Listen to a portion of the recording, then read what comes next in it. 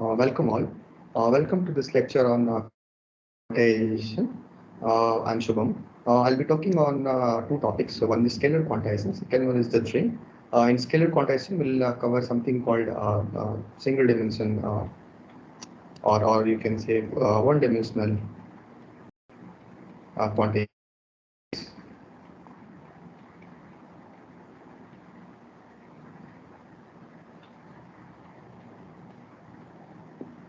And the next topic that we'll cover is dithering.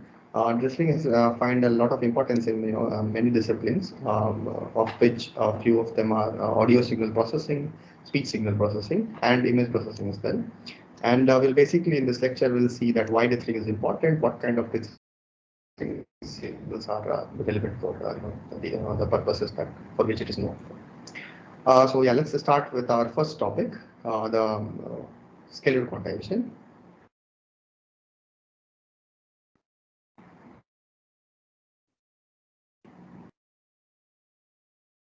Okay. So I'll begin with an example which is very common in our daily to daily life. So this example is about a digital thermometer.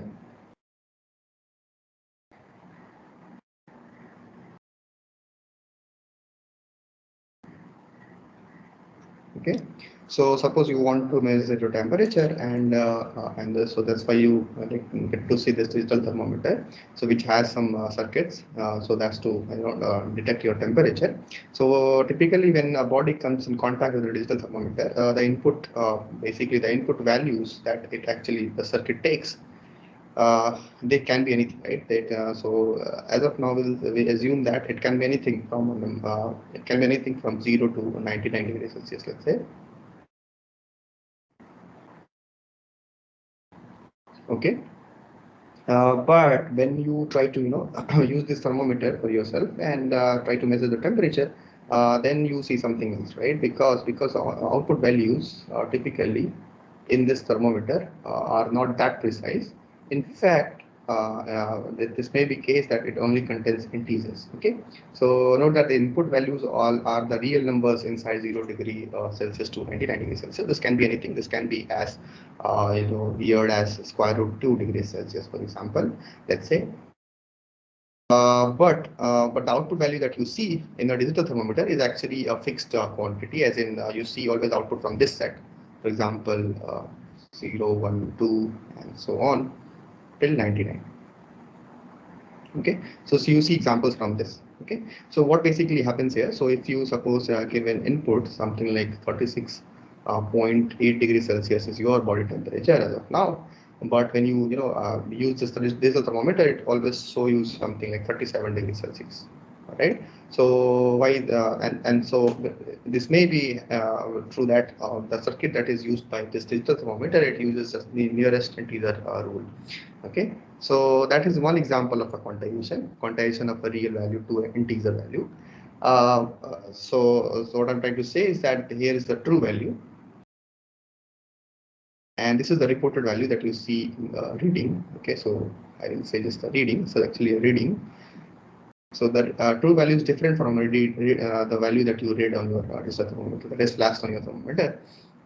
And so in some sense we can say that in some sense we can say that the reading value is actually a proxy for this true value, and the underlying quantization that happened inside the circuit of digital thermometer, it actually gives you a proxy for the true temperature that your body has. Okay, so in some loose sense,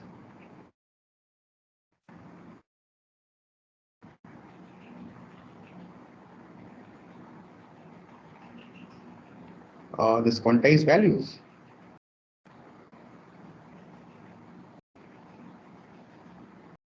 are just the proxies. Okay,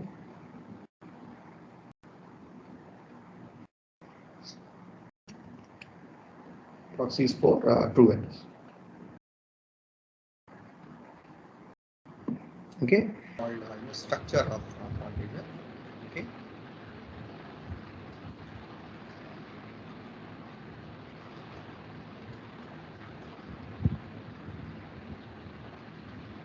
right?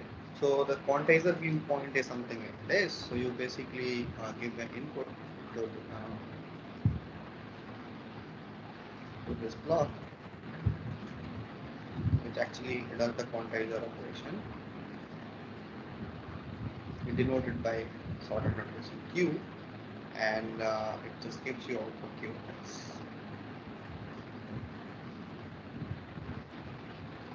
So this basically gives you a viewpoint that quantizer is nothing but just a mapping where you have these input values, and you input values, and then you basically map it to some outputs, some output domain things, and this is done by the mapping operation, which is known as quantizer. Okay. So with this, now we'll start with our first definition.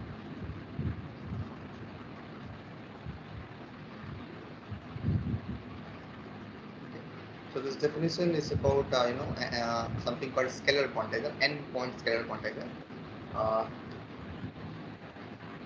Yeah. So this is, we say that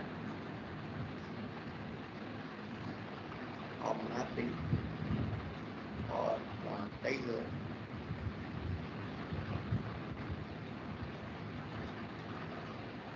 Q is an n-point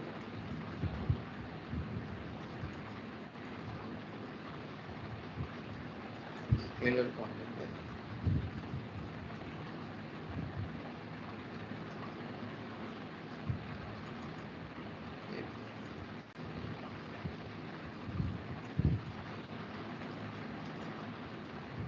So Q is basically a mapping, and what kind of mapping is it?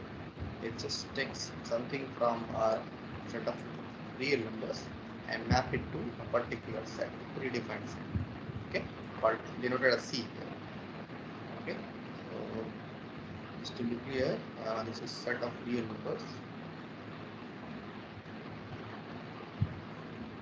and this set C has a spatial name, and it is known as set of. This basically contains set of output values, output points, whatever you want to call it, or simply code book, or reconstructions.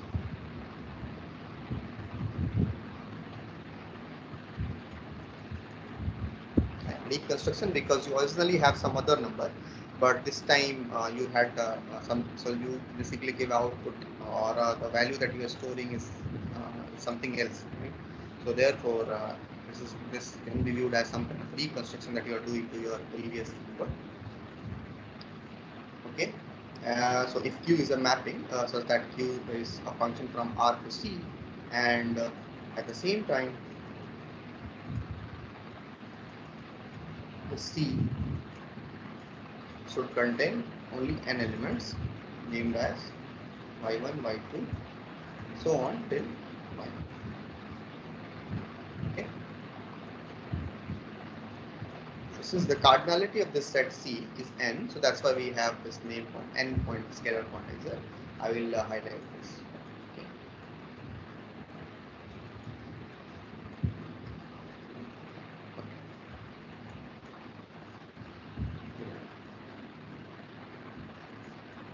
So now that we have defined what is n-point scalar quantizer, let's see some properties or things that this scalar quantizer exhibit. First of one, which is something like this. It says that this n-point scalar quantizers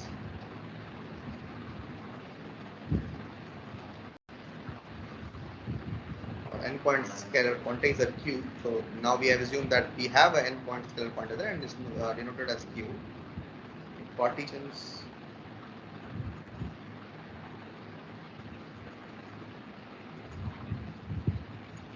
the entire real set, the entire real line, into n6 or n regions. Okay, so figuratively one can also denote this. This is again very easy to see.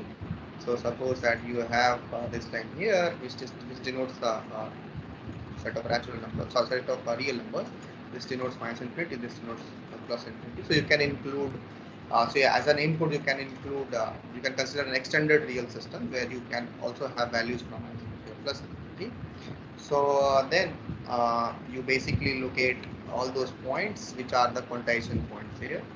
So these are 1 by 1, by 2, and so on, by n, right? And note that whenever we say that we have a quantizer, we need to basically have a mapping, right, from R to C. So that basically means that, and since since the C has only n number of elements, so each of the, so we need to partition this real number into some n blocks, and each of them will get mapped to these n number of points. Okay.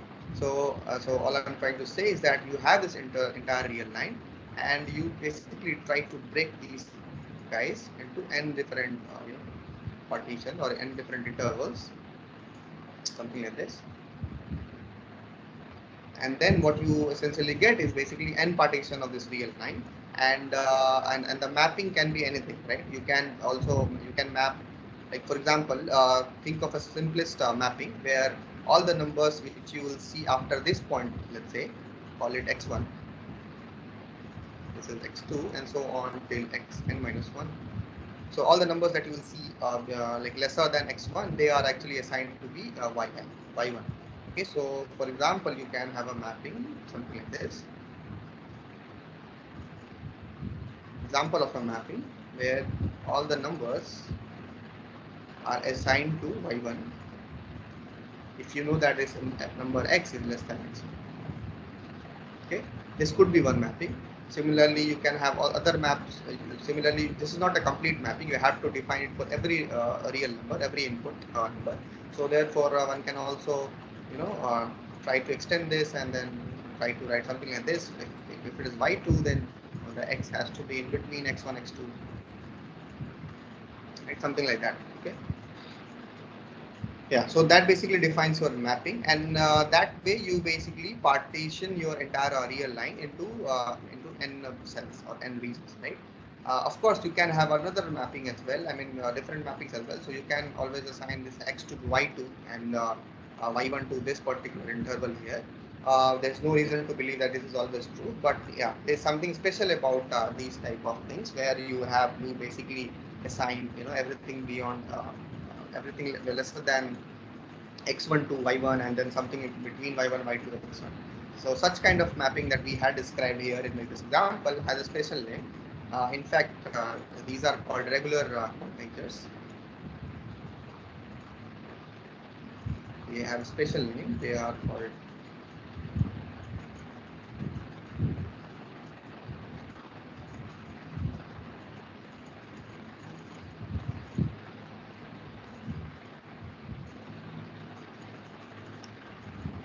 okay. There are several other properties of regular quantizers, for example. So the first property says that, I'll write it here.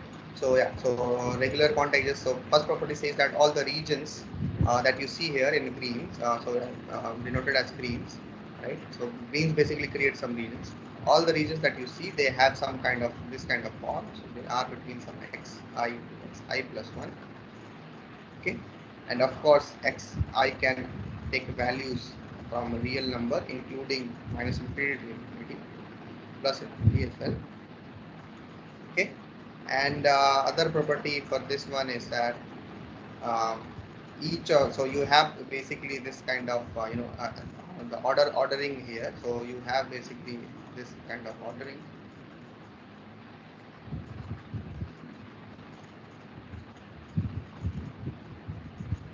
and so on.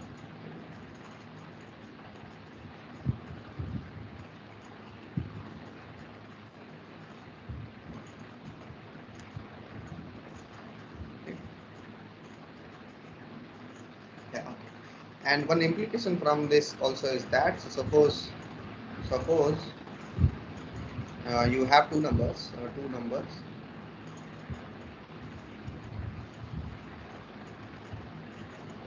A and B,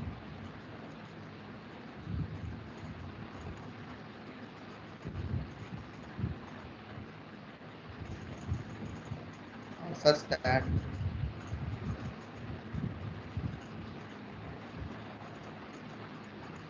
both of them gets quantized to the same number. That means that Q of A is equals to Q of B, and both of them are equal to some, let's say some point, it can be anything, consider it to be, for example, Z. Then for all numbers which are actually lying in this interval A and B, Q of X will always be assigned to this G. Okay, so that basically means that suppose you consider two numbers A and B here, and both of these numbers are always assigned to this quantized value y2. So then if you consider any number in between these two points, then that also has to be assigned to y2. Okay. So these are basically 3 points. So 3/3 point. So all these 3 points are the properties for regular quantizers. Okay.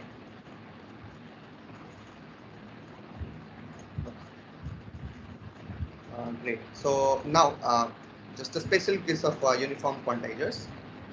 Will something see something called uniform quantizers.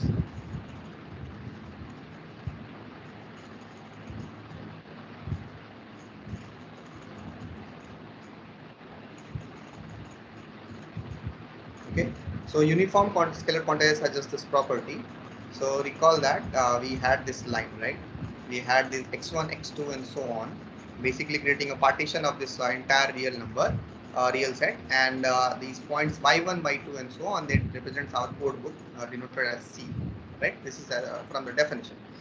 And so the specialty about this uniform scalar quantizers is that the intervals that you see here for x1, for example, x1 comma x2, x2 comma x3, and so on, they are equally expressed. Okay, so that's one property about uniform scalar quantizers.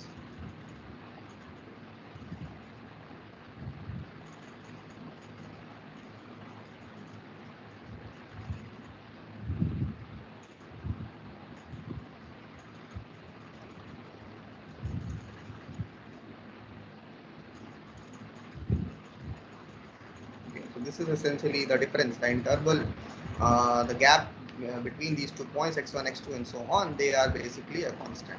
Okay, this is true for all I. Okay, this can be anything. I have started from y1, x1, so you can have something like from here you can also have numbers like x0, x minus 1. Those labelings are also possible, and we are, as of now, we are considering that the input is coming from any input can be as small as minus infinity, and it can be as large as plus infinity. There is no foundation on the inputs. So for that case, this is how you define uniform scalar quantities. Okay.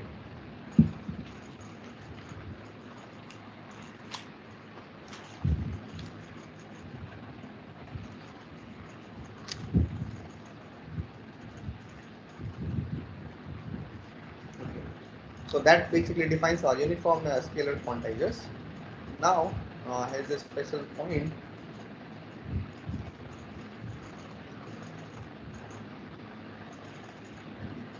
That once you say that you have a quantizer, now you have talked about these xi's. You also have to talk about yi's. Okay, what kind of so it is okay that the intervals xy's are equally spaced. So that means that x1 and x2, x1 minus x2 is same as x2 minus x3. But then what about y1? What kind of value that y1 should take? Okay, so that also has to be fixed using the quantization scheme. As of now, what we'll do for quantized output in this case, for the case of uniform scalar quantizers, for quantized outputs, or again the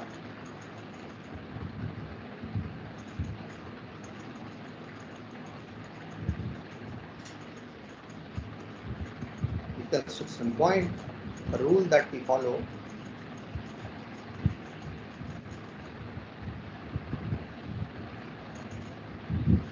is something called minimum distance.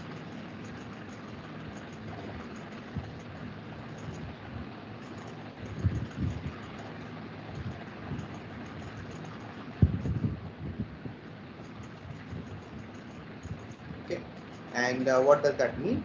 That simply means that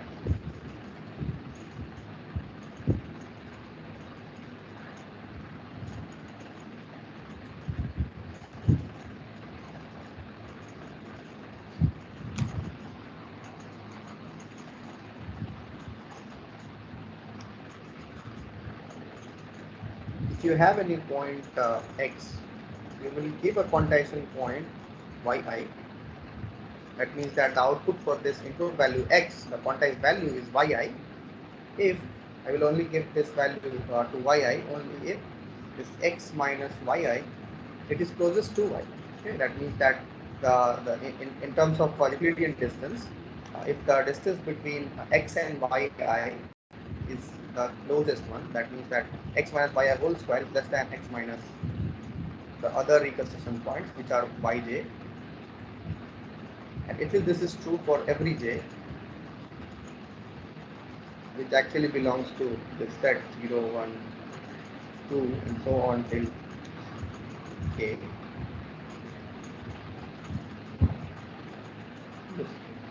We started from 1, so we must have 1, 2, and so till n. Okay, so this is true. If this is true for every j, but j not equal to I, if that is the case, then you always assign this to y. Okay. And now, if you basically, if you further expand this guy here, it's 3 o'clock.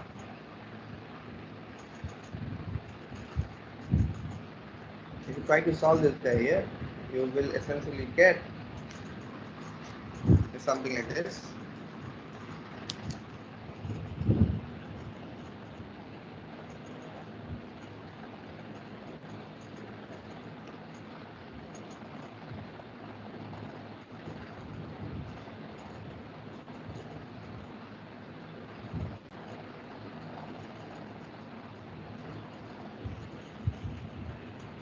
So here comes two cases.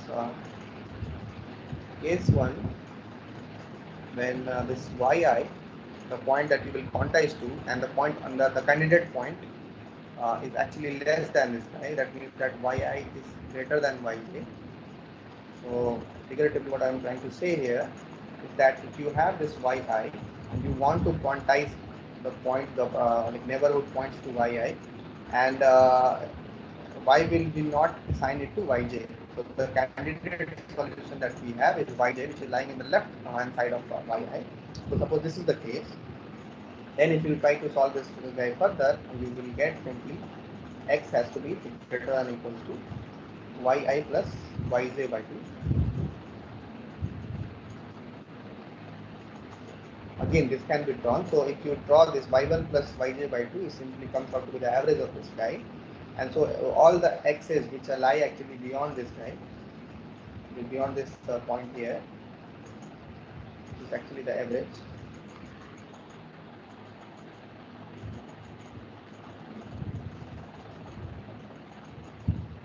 So if yj is coming on the left hand side of yi, this is the reason. So all the points x which are actually in the right hand side of this middle point here will actually be quantized to yi.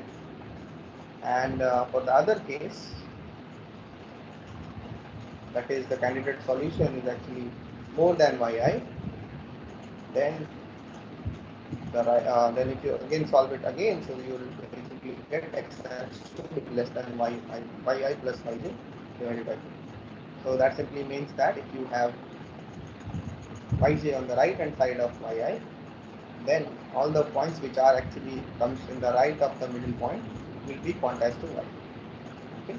So in some sense, if you look carefully at yi, the reason that yi will get is something like this. Right?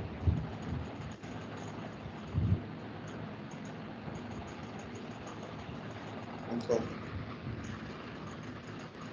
okay, combining both these two cases. Okay. So that was about this uniform quantizer. Now, one more important property of quantizers are rate of quantizer.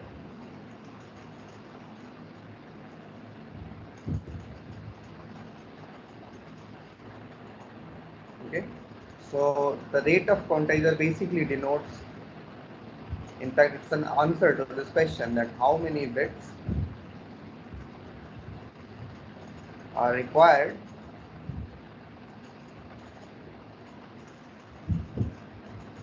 to represent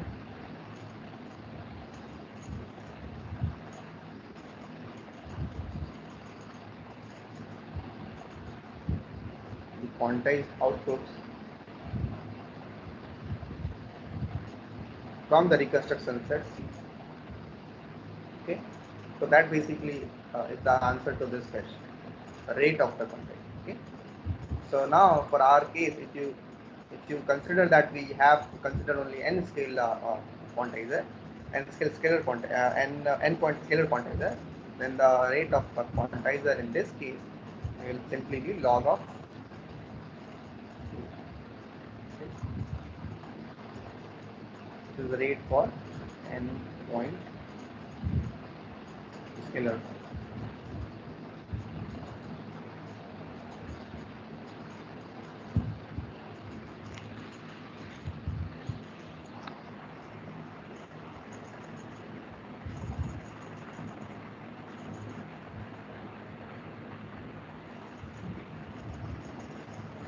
Okay, so now since we have talked about something called uniform quantizers, we'll consider a particular case. This time we'll have a bounded or you can say a finite support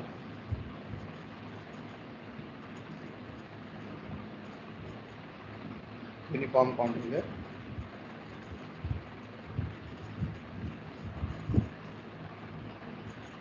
So finite support basically means all the values where you have a non-zero value. So yeah, all those points where you have a non-zero values. So, for finite support, we basically think of a situation where the input values that you see is actually a random variable, or yeah, it may be a random variable where it always lie in this interval, which is x min and x max. And we know that this both x min and x max, they are actually a finite number. They are not infinite. Absolute values of that. And so suppose we know a priori that this is true.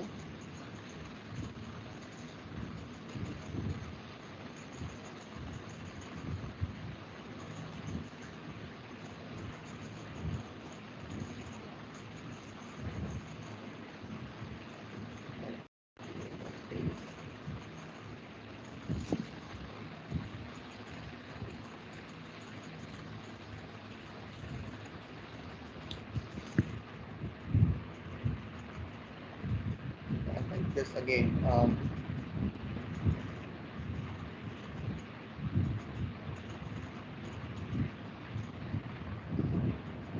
So suppose if you know this a priori, then how can one define a uniform quantizer in this case? Again, recall that you need to basically find a mapping. Okay, so since we already know that since it's a uniform quantizer, so that basically allows us to think of all the intervals in which you will split the entire real line. That has to be uniformly distributed, as in they have to be equally, at equal intervals. So basically the difference has to be a constant. Then there's something important comes here. It's actually number of quantization levels. Okay, so then suppose that something is known to you, then a k level uniform quantizer in this case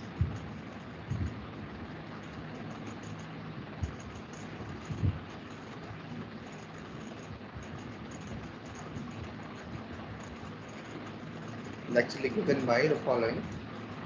So, but before that, let me draw a figure here so that this will be easy to explain. So, suppose you have, suppose this is the interval of x min to x max, where input value can be anywhere in between here. And so the goal here for the quantization scheme is to just partition this way. So, let's say you have these partitions. Okay, and the quantization points are something in this. Right, each of these are y1, y2, y3, so on till yn.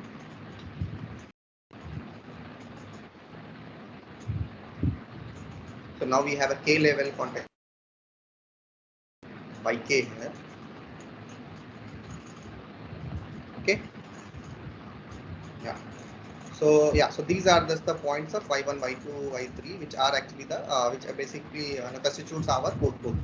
Okay, and of course we had solved that if we have a minimum distance rule, then all these points y1, y2, and all those points are actually the midpoints of these small intervals, right? In fact, one can also have something like this. So yeah, so I'll state the assumption first. So we have an assumption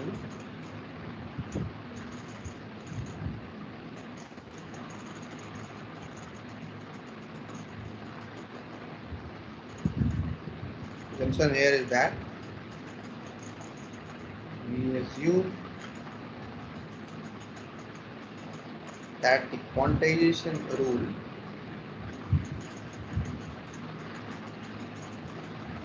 is still a minimum distance rule.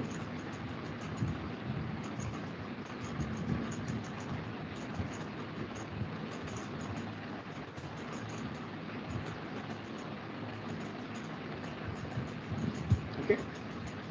So if that is the case, then we know that all these y1, y2, and y3, they are individually the midpoints of these small intervals, x min to something like this. So now, since we know that there are exactly k number of points inside this x min to x max, so we define something called the quantization interval.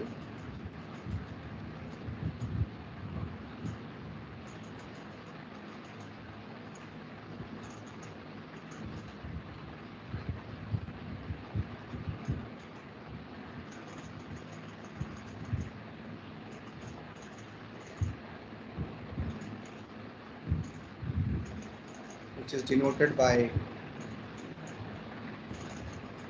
this quantity delta, and that basically gives this distance. Okay, this is the distance of delta, and we know that by regularity, we know that all the distances that you see here are actually delta, because this is just the definition of uniform quantizers. All the distances that you see, all the intervals are equally spaced at delta intervals.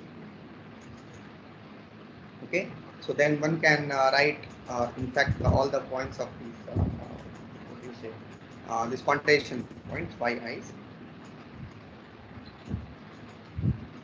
First of all, let's calculate this delta, because we already know this x min to x max. We also know how many number of partitions that one has to make in this particular bigger interval x min to x max.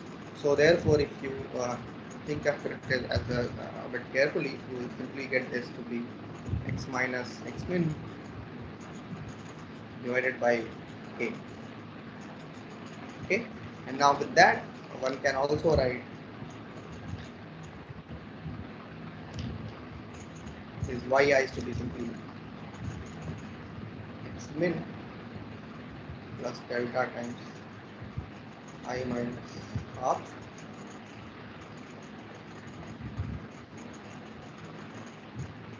is true for all I.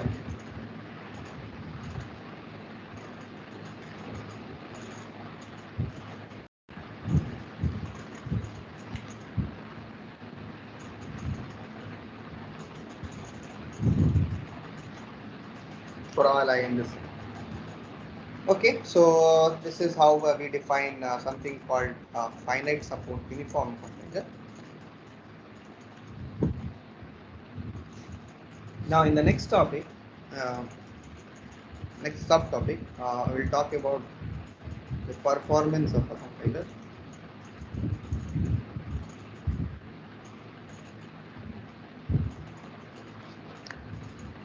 So yeah, so before that we'll first define something called error. Okay, error or quantization noise. So and this is since we have quantized, so note that since we had some real values, and we basically quantize it to some approximate values, or you can say some proxy, which are not same as real values. So obviously we have committed some error, and this is how we characterize this error. So that will be basically dealt in this performance of quantizer. So quantization error, or you say quantization noise, both ways are okay. So these are just like so if you have an input x, the quantizer output that you will get is q of x, and so we'll just think this quantity qx minus x, we define it to be our quantization noise or quantization error. Okay.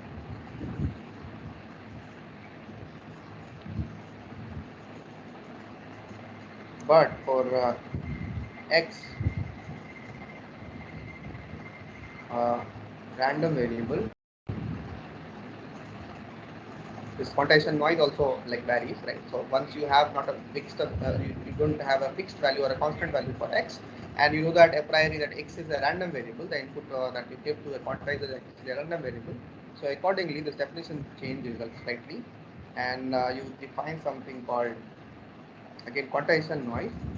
So yeah, I'll have a notation for this. I will denote this quantity here as E of x.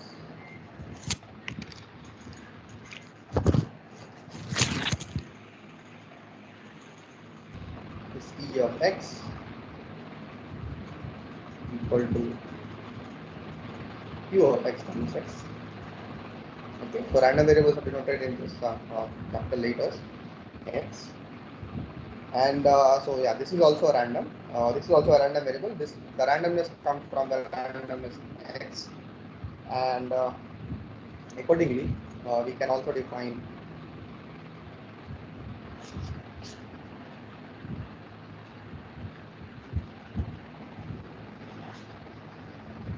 a performance measure, or you can see it as a loss function, which is squared error.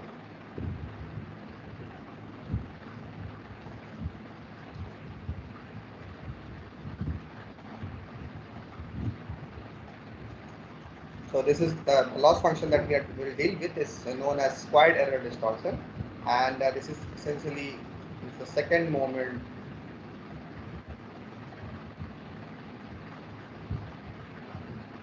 of the random variable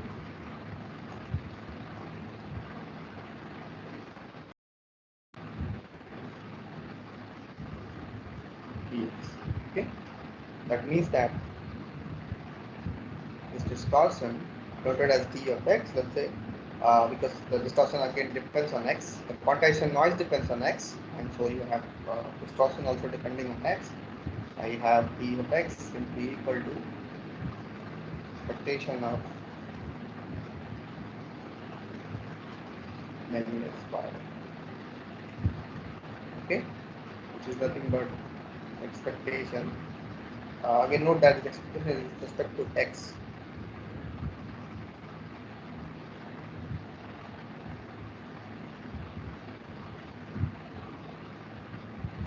Okay, so once you have taken expectation, this becomes the right side becomes a constant, and so therefore this distortion doesn't depend on x. It actually is a property of quantizer. So you can think this distortion as like measurement for a quantizer. Okay, some kind of performance for a quantizer. Okay, depends on quantizer. The moment you change your quantizer, the distortion value will change. Okay.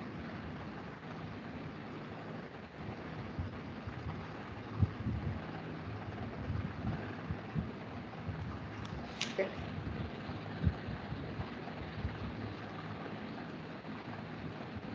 We also highlight this distortion measure, which is called.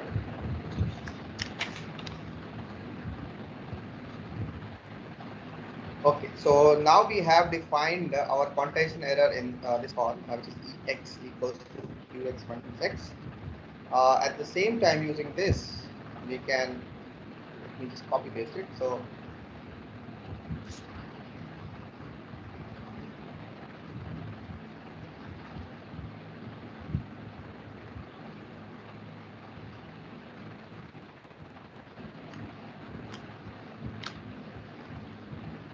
using this, we can also write that this implies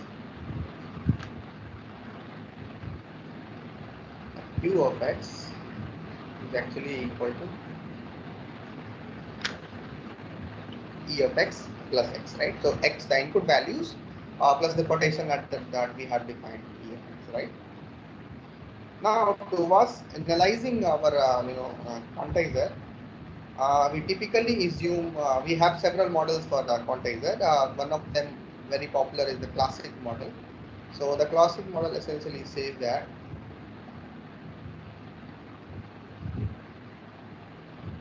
it actually relies on some assumptions, and one assumption here is that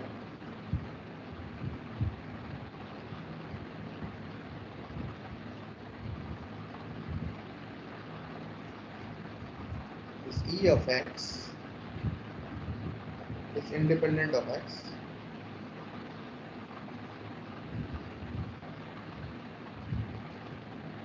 That means that E of x is not, it doesn't depend on x, and in fact this is same as simply E.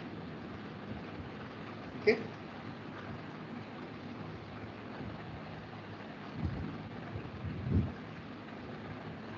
In fact, we have one more assumption which says that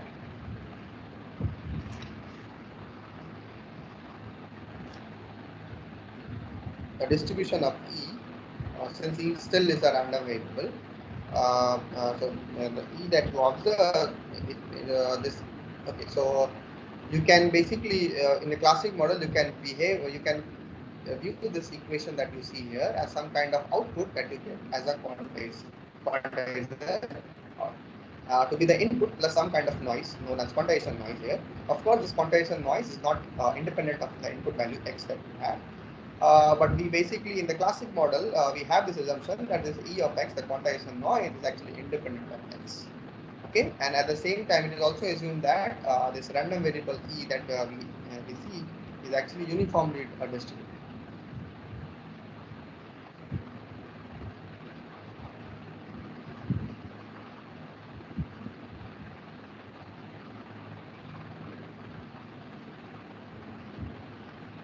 Okay, so these are a set of assumptions.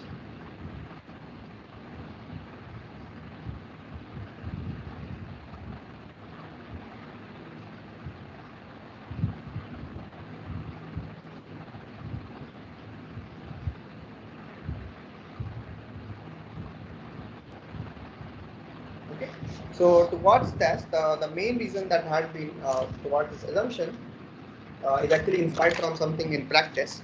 So in practice, we basically have this assumption because this assumption is desirable, as because it has been demonstrated in literature that the better perceptual quality that you have in images or videos, they basically entails uniform quantization, uniform quantized error patterns. Okay, so the error patterns that you observe when you have perfect picture quality or better perceptual quality, in those cases when you someone try to analyze this quantization error, they are coming out to be having a uniform distribution. Okay, so they are basically having a flat distribution over the set of values that the error can take.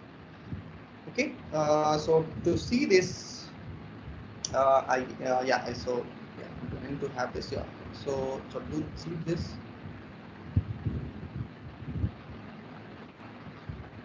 or in fact to justify this assumption, we'll dive into more about this input, which is like, suppose that we have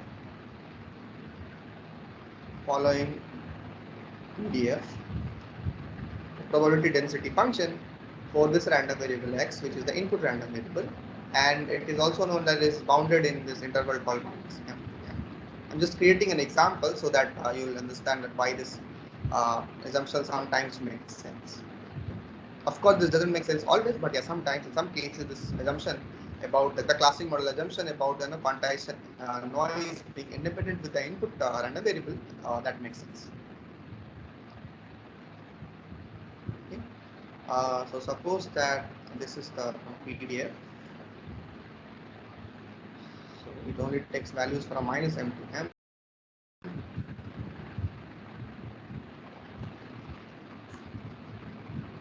Okay, so this is x, and this denotes f of x.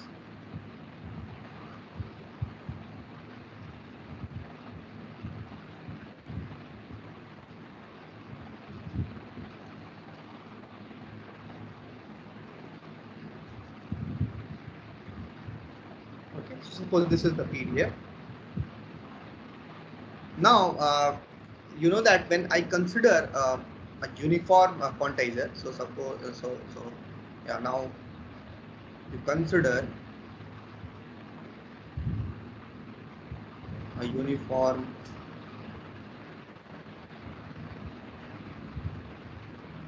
k level quantizer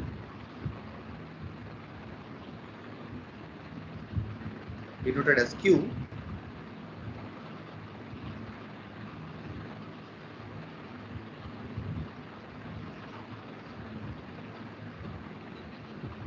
Then you know that the entire real line or the set of values that this input can take, that is minus m to m, it is actually partitioned into equal levels, right? So for this example, particular example, you consider this to be something like this, right? Of course, you can ignore the scaling here. I'm just creating bigger intervals so that things are clearly visible. So what we know that the distance between these two guys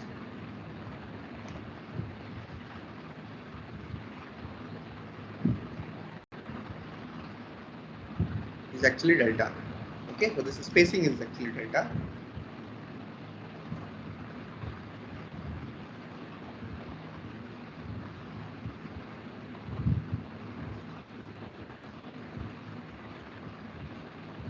In fact, if you draw it further, you have a point x minus I, sorry, x of I minus 1, and then a point x I minus 1 plus delta, which is same as x I, and there is a quantization point in the middle.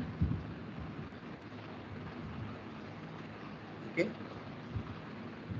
which for this case is actually I think y I. Okay, I think it's y minus 1. Yeah. Fine. So, okay. So, consider a small interval. Okay. So, I'm saying that I have considered this. Okay.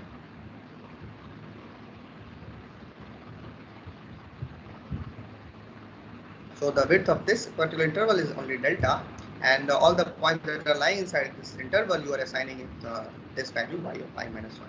So, then if someone asks you what is the error, what values that error can take. So, recall that our error by definition was q of x minus x, right? And since q of x is actually a middle point here, so that basically means that when x actually lies in this interval x minus I minus 1 to xi, the q of x is essentially equal to xi plus xi minus 1 divided by 2. Exactly. So correct. And so therefore, if you think a little bit more, you will basically get that. So I consider the boundary cases. When the value of this is xi minus 1 and the answer and the quantized value is this middle point, which is xi plus xi minus 1 by 2. So then if you will calculate that for that particular case,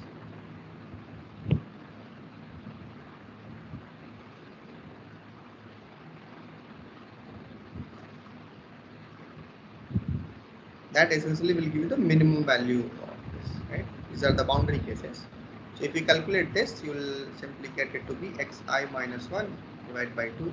And now you know that xi and minus xi minus 1 is that this difference is delta, and so therefore this is delta by 2. So this basically gives you the minimum error. Okay.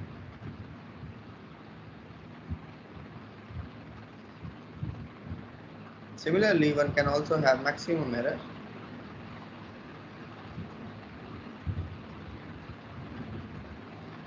where you check with the other point, which is xi simply.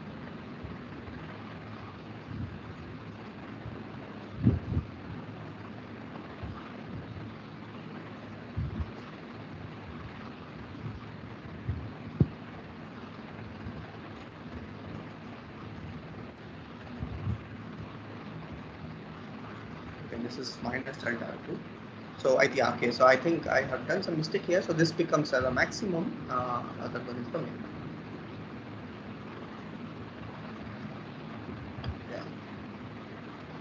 All right. So now you essentially know that this error x always takes values in this interval minus delta by 2 to delta by 2. Okay. Now you know that this random variable takes values in this. So, but then do we know about the distribution of Ex?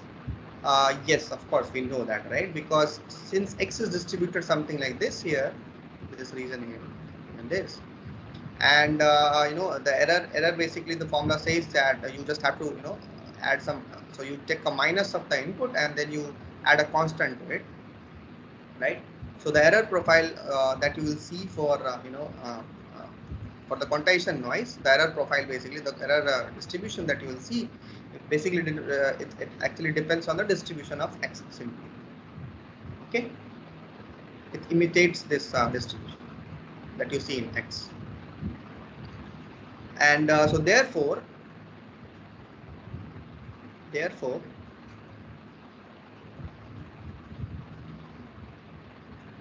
we have a few points. So this was the first point, and this is the second point. It says that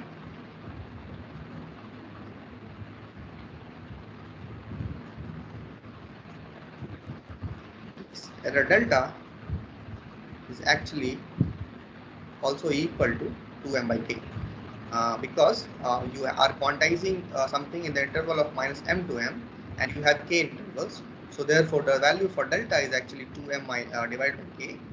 This is again recalling the previous formula that we had studied, something like x max minus x min. Using that formula, you can see that this is 2m divided by k, and so this basically implies that a small error that if you want a small error, then you need to have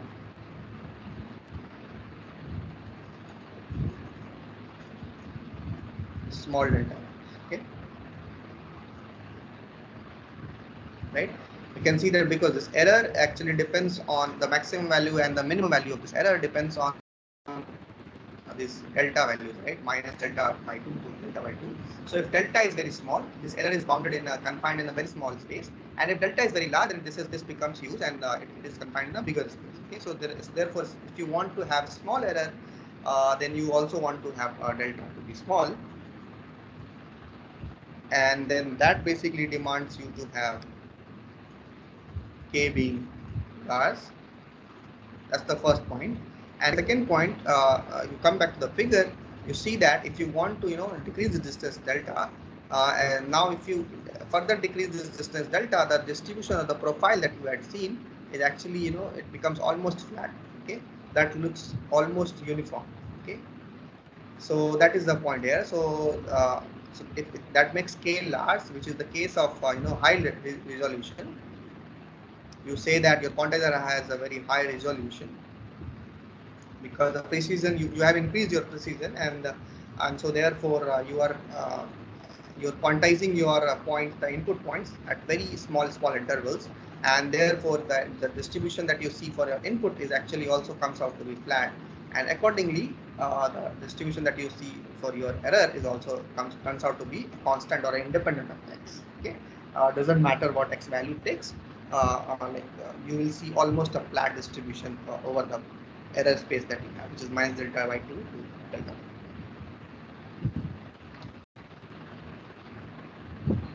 Okay, so I'll write this point which says that the distribution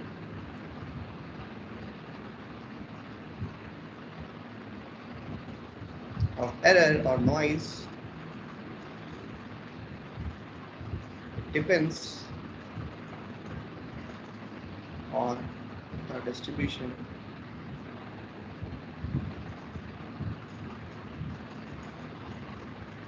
of x in this interval xi minus 1 xi, right? And thus error distribution or the density function, since it's a continuous, so yeah, so slight abuse of explanation here. So So the error distribution, it appears to be flat, but this always happens at resolution.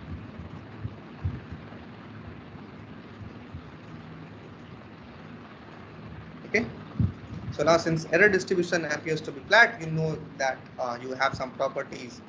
So that basically justifies our assumption that we had made for the classic model, which says that E is actually uniformly distributed over some space, and the space for a particular case of uniform k-level quantizers, where the distance between the 2 points is actually delta. You know that the error always lies in this interval minus delta by 2 to delta by 2. And so if the distribution over this space is a uniform distribution, you can write a few things about this, right? For uniform distribution, we can write the expectation of this distribution, which is 0, and also the variance, which is nonetheless the second moment, or the distortion, you can say, turns out to be delta square by. Okay. All right.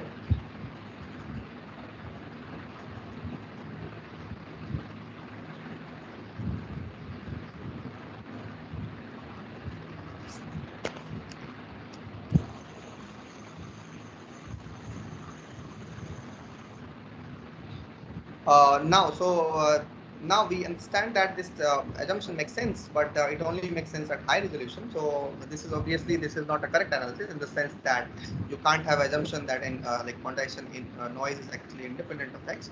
So what is a good analysis? So we'll now carefully do our analysis, and so that basically will give you the intuition that why reasoning is important.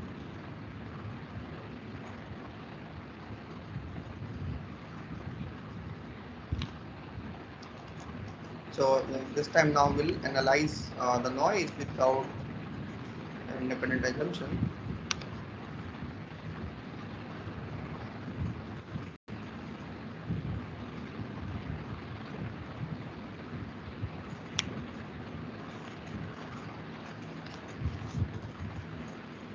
Okay. In fact, what we will do, we'll basically characterize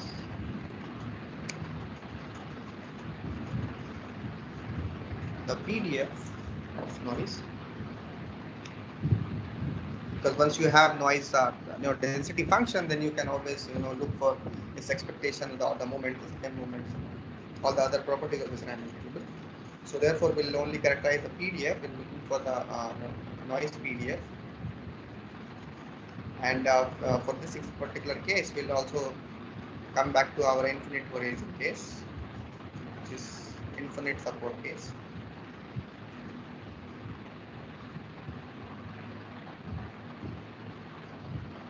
Okay. So now again I'll draw the figure. So this time any values, so your input can be anything, and you also know that suppose this is 0. So this is, if you assume that this is one of the quantization values, then the partition that will be something like this.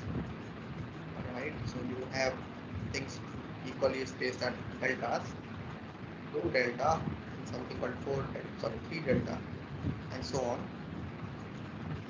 Similarly, on this side, you will have something like minus delta, or minus 2 delta, minus 3 delta. Okay, so these green ones, they actually represent our code book.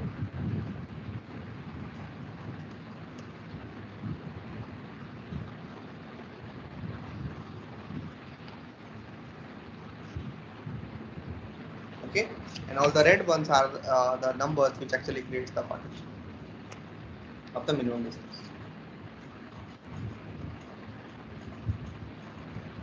Okay, great. So for this particular case, if now someone asks me to characterize the PDF, what could be the first step? First step will be to write the CDF function of noise profile.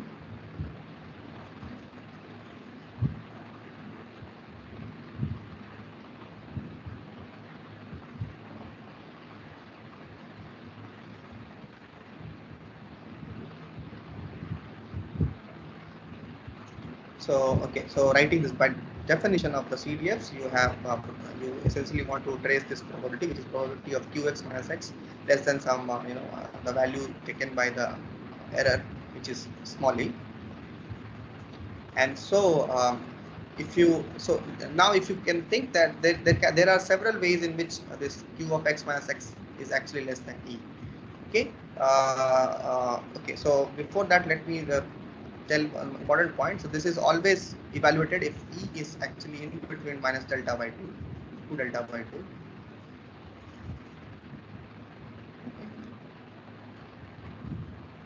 For the other case, you will have 0 and 1. If you have e less than minus delta by 2, then the CDF for that will be 0. And if you have e, more than delta by 2, then you of course know that the CDF will be 1, because errors will always lie in this particular region, right? It's including minus delta by 2. Okay, so all the relevant region which corresponds to the error which is less than e, that can be anything, right? I mean, you can have error contribution from this portion or this portion. Suppose this portion is, this is more than epsilon, this is small e, and this portion is also small, is more than epsilon e. Okay, so I think the green points were our quantization points. So suppose this is the qx, right? And suppose there are 2 points. One is q of x plus e, the other one is q of x minus e. Okay, so if you have something, if you have the input points which are between these two blue lines, then you have something like this, right? And then you have basically qx minus x, which is less than e. Error is always less than. So similar things can also be drawn for this portion as well, and then this also, right? So equivalent to this condition or the event that you have inside the probability, you can write something like this.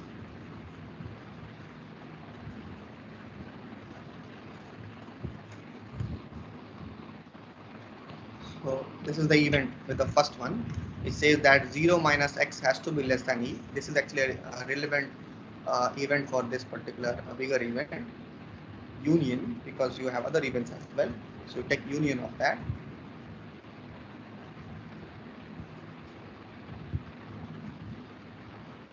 And on this side also you have other points, right?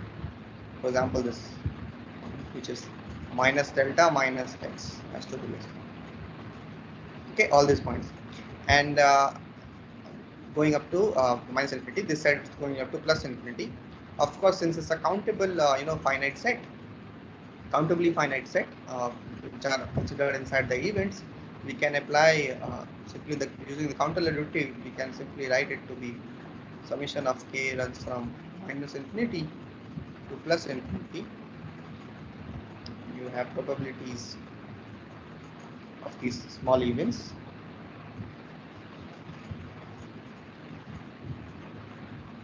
Okay. So this is true for the CDF function. Now, if you just differentiate it on both sides,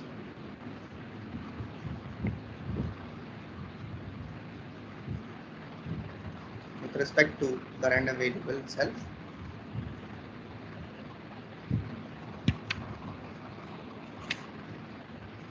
you get on what instead you get is the definition of PDF. By definition of the PDF, you get essentially this f of epsilon, f of e, the small e in brackets, and this side also by linearity of differentiation, you can put things inside, and then accordingly you will get something like this.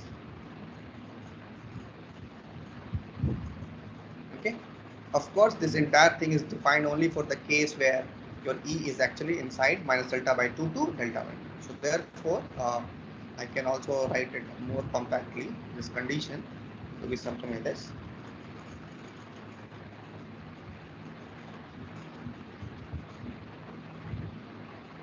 Okay.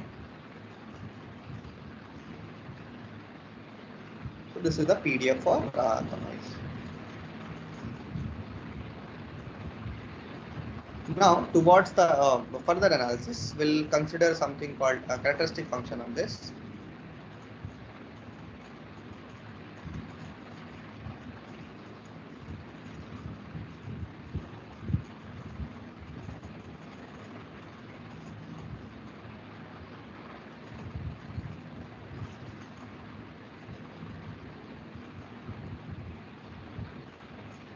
So we denote the characteristic function of a random variable, for example, x, as something like phi of x. And so the reason we are considering characteristic function to analyze further is that things will become easy. In fact, characteristic function is just a transform. It's just a Fourier transform of this function that you see in E domain. Okay. This or something wrong here. Okay. So once you have changed your domain from E, you have to have a variable for another domain. So we call it U, and this is a characteristic function for a random variable x. Okay, so in subscript you denote the random variable. In brackets we denote the variable on which this characteristic function is defined. Okay, so for this case, if you now calculate characteristic function in both these sides in the yellow region, what we essentially get is something like this. Because of this, so note that this actually looks like so this is just a random variable, right? So these indicators are just a random variable which actually takes values of 1, whenever this condition is satisfied, and it takes the value zeros when this condition is not satisfied. So in some sense, this actually behaves as some kind of rectangular signal or a unit step signal. And so for those signals, the Fourier transform comes out to be sinc. So that's what we'll see here. So we have some. Right? I'm skipping all the like great details of calculating these things, but yeah, it looks like a sinc and a convolution function. Then a characteristic function of x itself times the summation.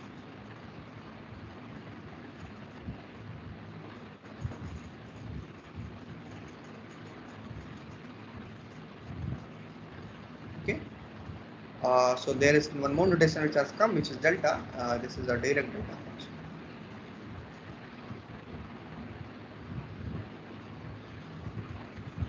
Okay, so I'm skipping all the details of finding a characteristic function. I'm directly using this result.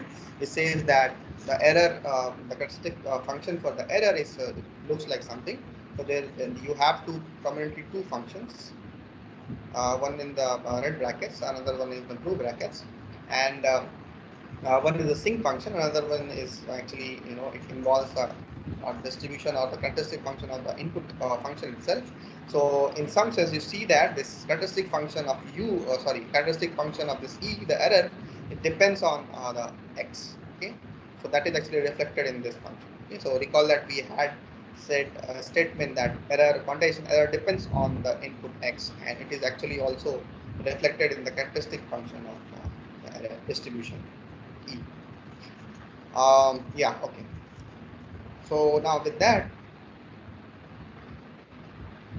consider a case when, so we'll have again some assumptions. Now consider a case when for all u which are not 0, but u has this form,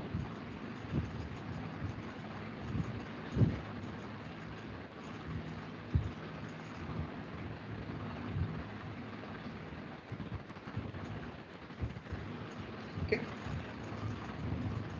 If for this case, let that the characteristic function at all those points, all those u's are actually 0. Okay, so if that's the case, then this entire function that you see on the right hand side, it just boils down to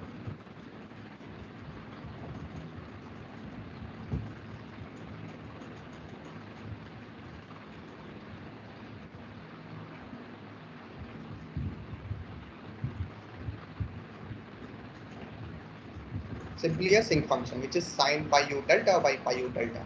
Okay, so okay, I'm again skipping the details from coming from this point to here, but yeah, it is always easy to see. So you have a convolution sum in between these two terms. So you first write this convolution sum, and then you plug in this value, all the values that you have here.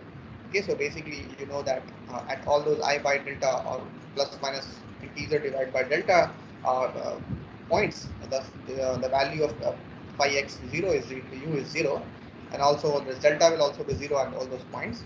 Once you use these things in the convolution sum, then directly saying that for all the remaining u's,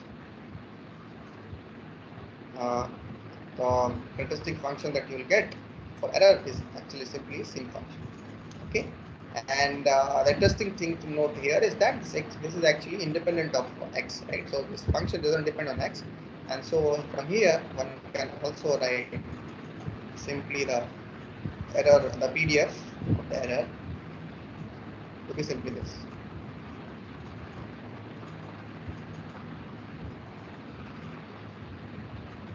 Okay, and this is nothing but just a uniform distribution.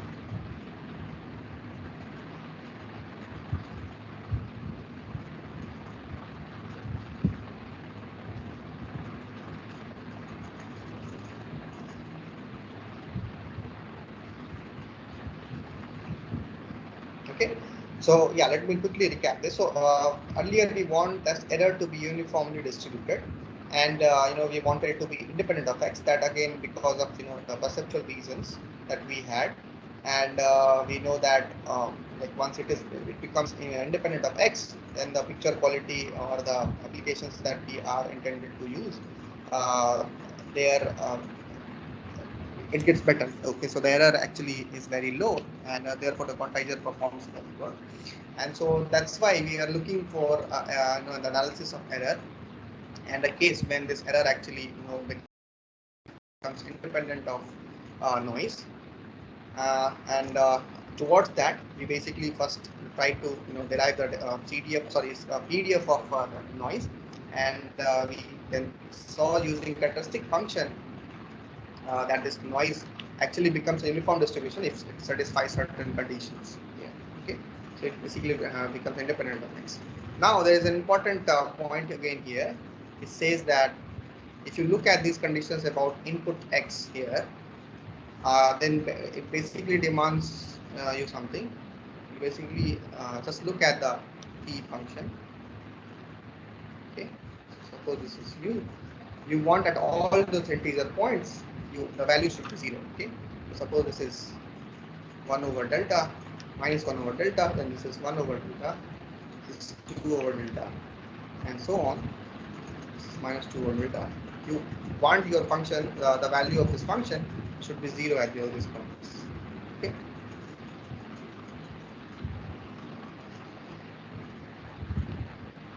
And at 0, this is 1. By the properties of characteristic function, this is 1. Right? So can you think of a function which actually looks like this, and it has to continue in both. It has to continue in both the directions. So one natural thing here to consider to fill all these points is the following. These are just the sinc function.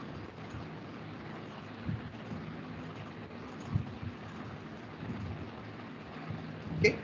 So if your input if your input x is a random variable whose characteristic function is a sinc function, then essentially what you will obtain as a noise, quantization noise, is actually independent of the input itself, and in fact it actually has a distribution which is a uniform distribution. So that's a takeaway from this.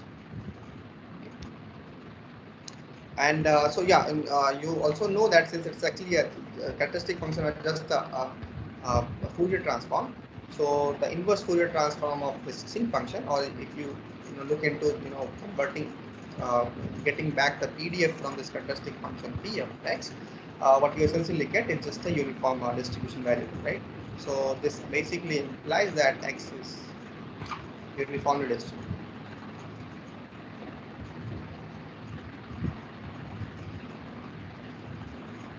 And that too in this region, again minus delta vector. So in this region, if x is uniformly distributed, then the noise profile that you get, or the distribution of noise that you will get, is also uniform distribution. And that's what we do. Okay. Yeah. But there is a problem with this. The problem is as follows. There is a serious problem with this, that we can't always control. Say that we may not have control over x.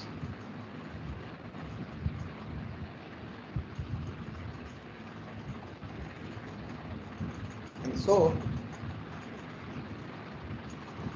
rescue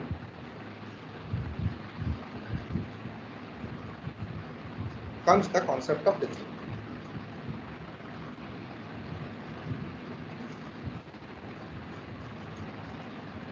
Right?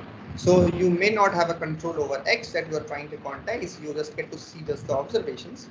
So then, how can we go about making things uniform so that like ultimately our goal is to see a uniform distribution for error. Okay.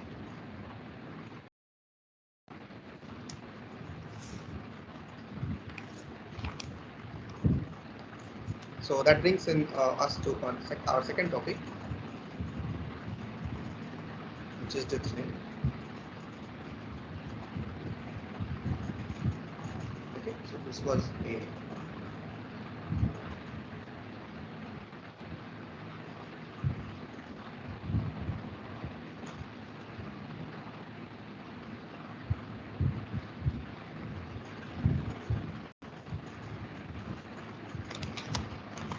towards dithering. We'll again state our goal, which is that quantization noise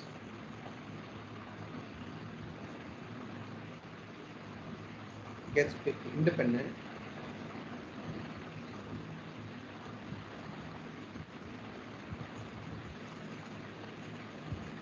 noise. Okay.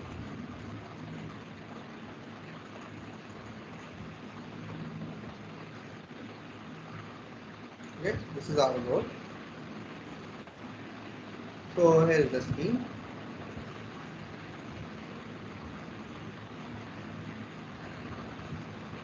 How to do this?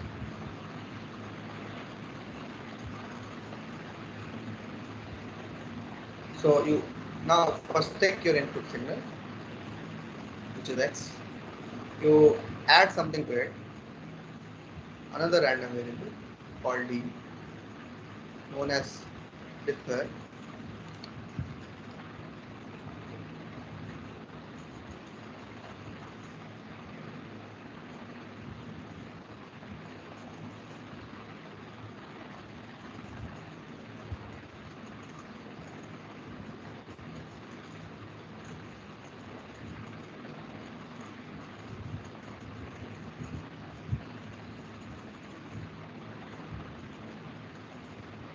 Known as the dither signal.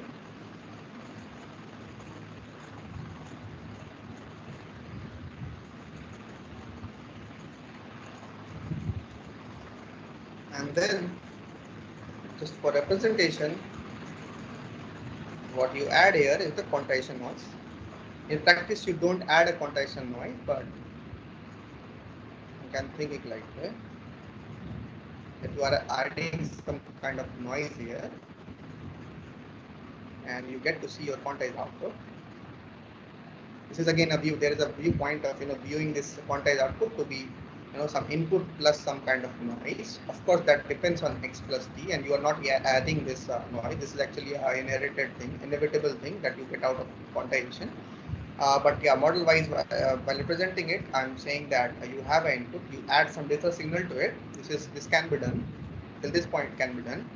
Now you think that the quantized value that you get is actually after adding some kind of equivalent noise, and It's 4 o'clock.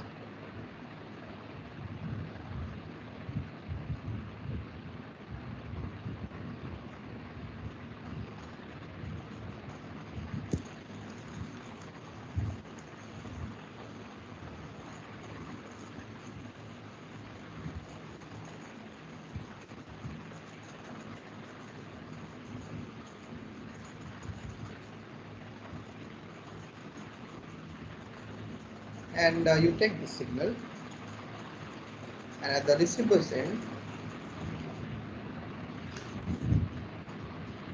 at the other end, you basically subtract this D, which is adding this minus T, which is again the dither signal.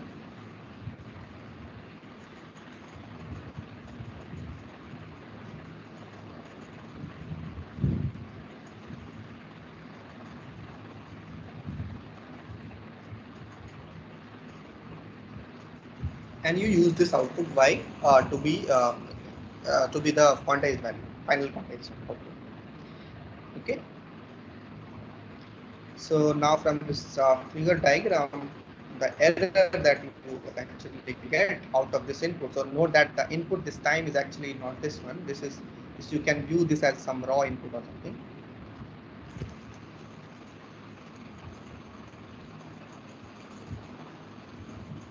Which actually gets processed. So you have a raw input, and you add some signal to it. So your entire input becomes x plus t. And for that particular input, the error that you define is actually depends on this entire thing x plus t. And this error is actually the quantized output of this input signal, which is x plus t, the quantized value minus the input signal. Right? You can have, this is just again by the definition that we had earlier of E.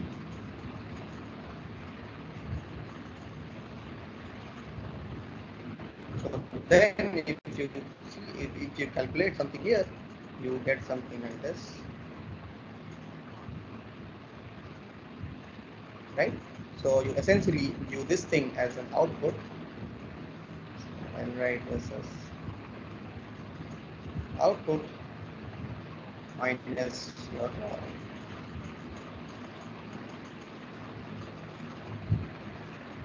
okay. Okay. And now, so all the analysis again remains same if you now analyze this noise. So I'll copy just the thing here. The headings can be copied.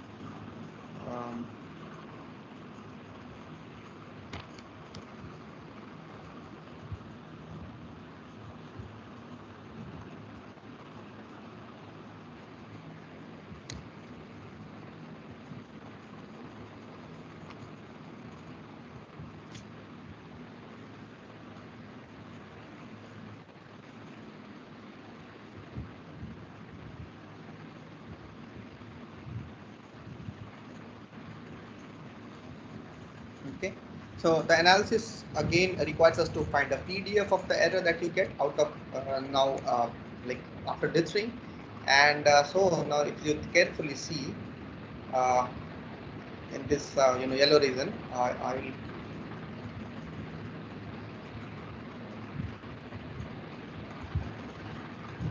will denote this guy as, I'll say that this is a star.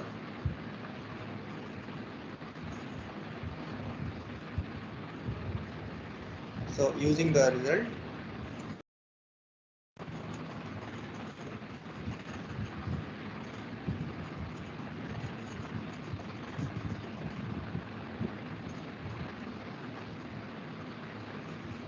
all the analysis remains same. So because this time it's just that instead of x you are adding x plus t. So you are adding this dither signal, which and therefore your input becomes x plus t. So all the analysis remains same, and you get similar expression for this analysis as well. It's just that there is an important point that you have to consider regarding that input.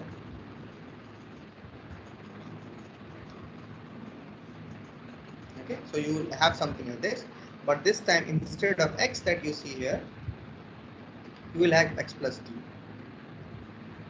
Okay, and yeah, that's the only difference that you will have.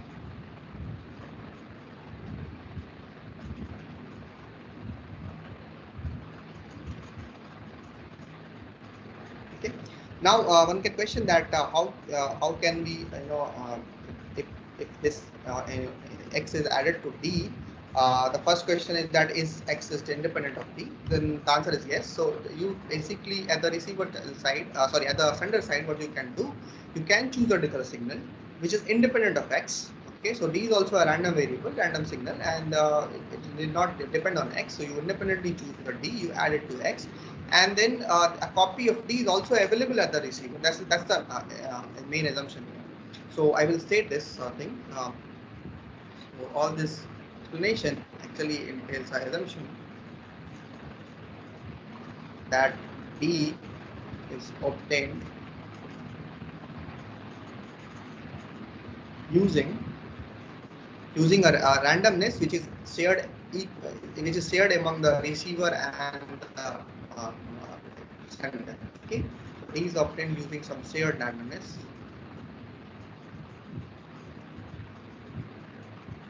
Of course, I did not have details about encoder and decoder and the setup, but you can think that there is always a sender which has to send some signals and quantize it, and then there is a receiver which actually get to see all the quantized values. Okay, so assumption is that this T that is obtained as a different signal is obtained using shared, which is shared among both the parties.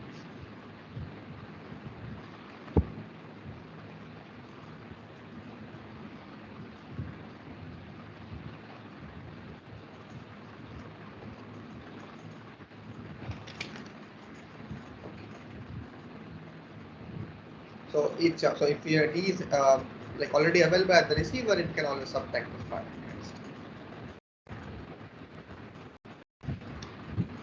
Okay, so now this time we have the distribution, the density of fx actually changes to fx plus t, and we also So one more point I actually missed here. It should be using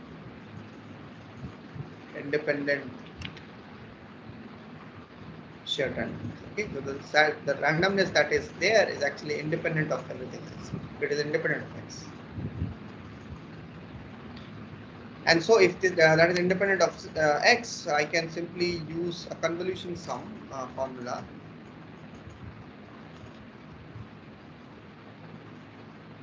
saying that the distribution, the density for the random variables, sum of random variables is essentially the convolution sum if the underlying random variables are independent. And so I have something like this. Convolution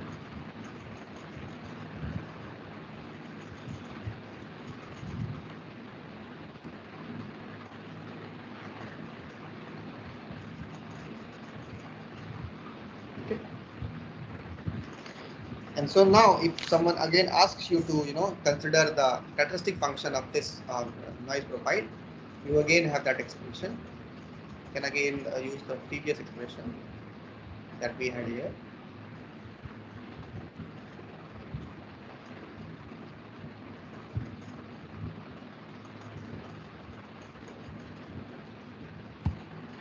Oh, this doesn't look good, so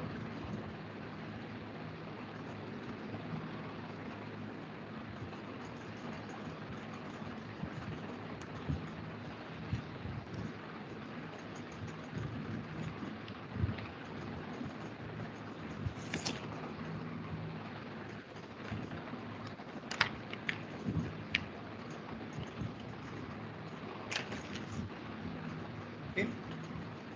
So this is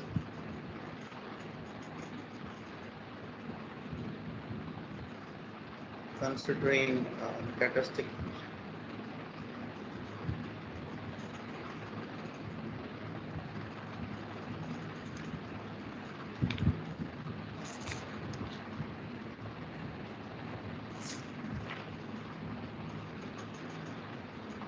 Okay, it's just that at this point again you will have something like plus t,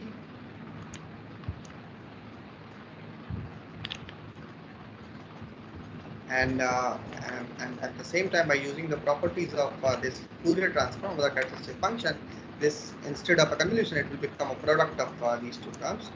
So therefore you will have something like this.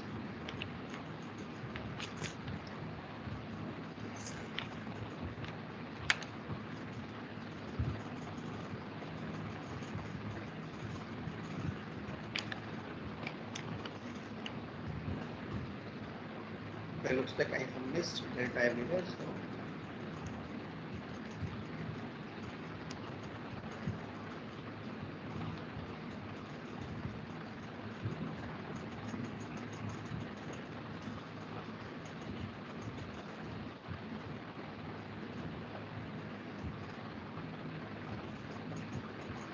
the convolution becomes product in after Fourier transform, the transform domain.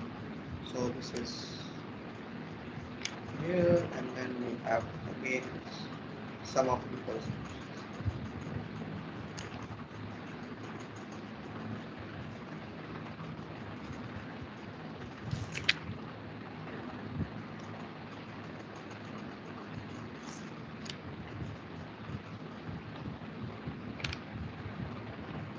Okay. And so now if you again look at this expression here, this is just a convolution sum. So now this time you have, as earlier you have two degrees of freedom. So earlier you had a control only over x. This time you also had a control over d, right? So even if you don't have any control over x, you can always design your d in such a way that the expression in the right hand side can become independent of x, and the entire expression depends only on u, and only the error signals. So error becomes just independent of x on the right hand side. Okay, and so again, using the previous condition, but this time on the dither signal. So again, what I'm trying to say that you just set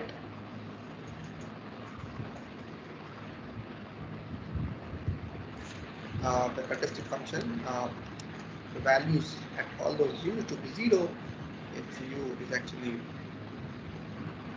plus minus 1 over delta plus minus 2 by delta plus minus 3 by delta and so on. Okay, so if that is the case, then we have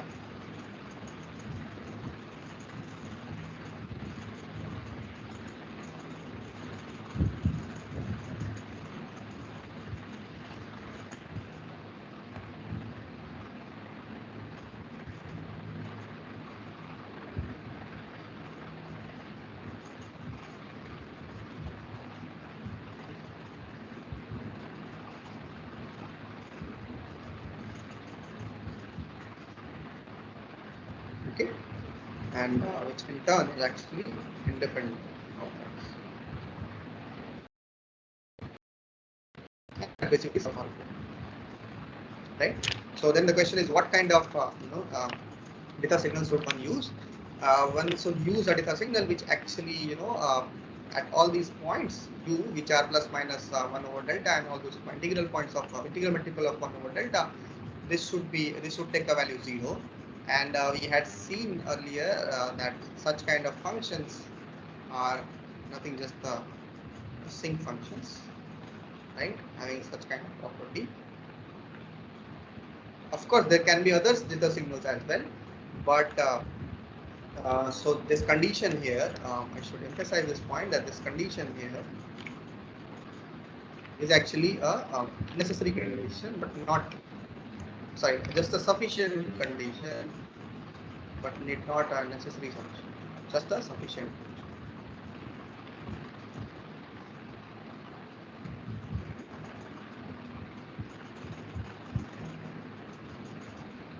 And so, if you so this is actually the noise characteristic, or sorry, this is just the characteristic function of the noise.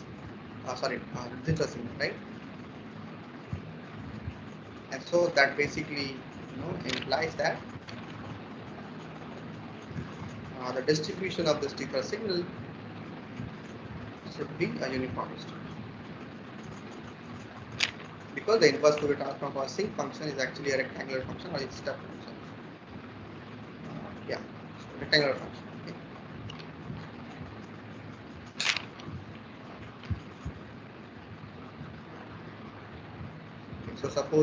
So the bottom line is, suppose you have any signal x, and you add some uniform random variable to it as a dither signal, and the noise error that you will get at the end is actually independent of the signal itself. And in fact, the distribution for that is simply 1 over delta in the domain whenever E is actually from minus delta by 2 to delta. Okay.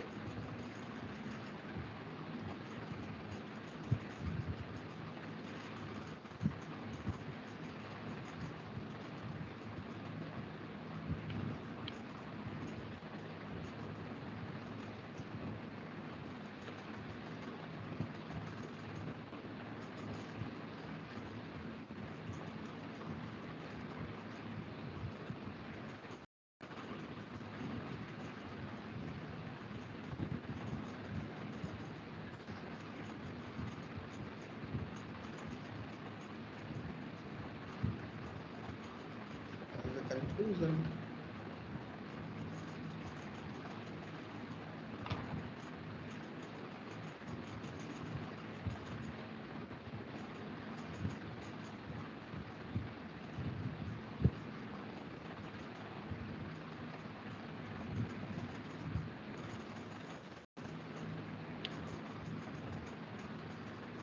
You can say that uniform digital signals they can give you an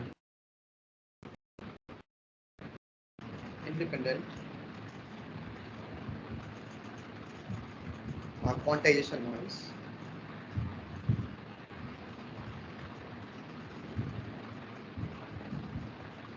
In fact, actually, yeah. So the correct way to say this is that they give a quantization noise which is actually independent of x. Okay.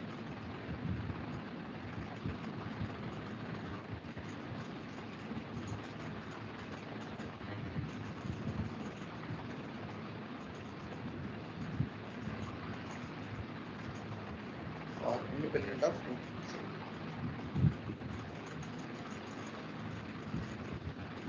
Yeah.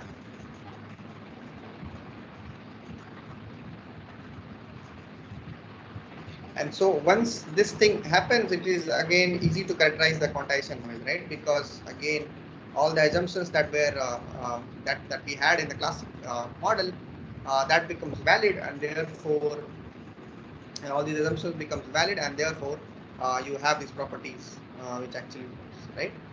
So I will also copy this thing from here and say that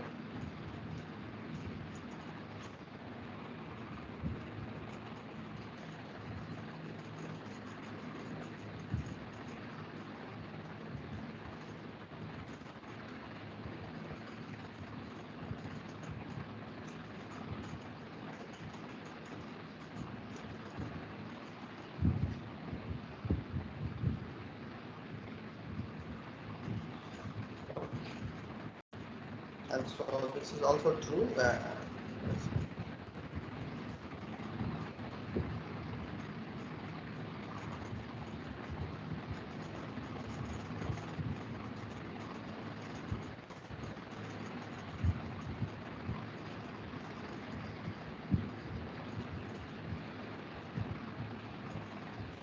Okay, so that basically brings us to the end of this lecture. Thank you. Thanks for listening.